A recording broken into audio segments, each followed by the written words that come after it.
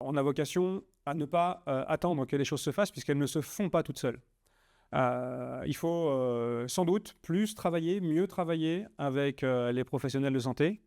On a une structure territoriale des professionnels de santé, Erdre Canal, avec laquelle on devra sans doute travailler différemment. Travailler avec l'ARS aussi, l'Agence régionale de santé. On doit aller voir les médecins. On doit aller écouter ce que disent les professionnels de santé, les médecins notamment, mais pas que. Ce qu'ils attendent, ils veulent en général travailler en équipe, eux aussi.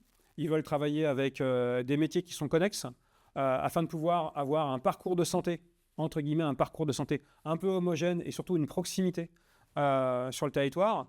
Quand on voit maison de santé ici ou pôle santé là, c'est sans doute des très bonnes pistes. Il faut se faire accompagner par des gens dont c'est le métier. Il y a des structures qui permettent de se placer en interface entre les élus et les professionnels de santé. Les professionnels de santé, ce n'est pas leur métier de créer un pôle santé. Ils ne font pas d'immobilier, ils ne sont pas promoteurs, etc. Une commune a globalement des élus qui ne sont pas des professionnels de santé. Elle peut en avoir, mais elle a surtout des gens qui sont élus. Donc il faut faire le lien entre ces différents points de vue. Les uns regardent quels sont leurs besoins techniques et métiers. Les autres se disent je peux éventuellement proposer un produit bâtimentaire, un produit qui permette d'accueillir dans une maison de santé, un pôle de santé, tous ces métiers. Et nous, les élus, on a notre rôle à jouer sur le foncier, sur les montages économiques, sur l'accompagnement, sur le dialogue. Et pour le coup, ça fait partie des choses que je fais depuis un bon moment. La négociation foncière, c'est une partie de mon métier. Les questions d'urbanisme, c'est une autre partie de mon métier.